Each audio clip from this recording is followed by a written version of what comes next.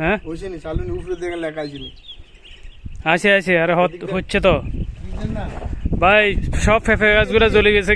Gear ফোয়া গিয়া পরামর্শ দিয়ে ওষুধ দিয়ে সুতানি ফোয়া সব পেঁপে গাছগুলো জ্বালা ফেলা গিয়ে সব সব কাজ করা লাগে, কৃষি কাজ করতে হলে দেখেন কত কষ্ট করা লাগে। আমাদের মানুষে হাসবে আত্মীয় স্বজন। হুমান ভাই আপনি কই ভাই, আমাদের কাছে শীত লাগে, শীত শীত শীতে কামাই যায় আমরা, দেখছেন? এ আল্লাহ,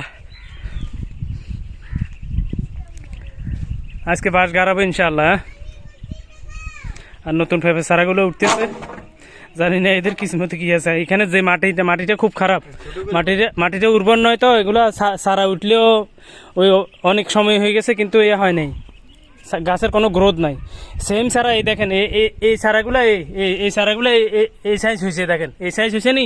আর একই দিনে চারা আমি আমার ছাদে লাগাইছিলাম, এই দেখেন একই দিনে চারাই আমার ছাদে লাগাইছি এগুলো, এই 3-4টে চারা, এই দেখেন এই এক লগে লাগানো। তাইলে চিন্তা করেন মাটি যে কি করে, মাটির কারণে অনেক কিছু ব্যবধান হয়ে যায়।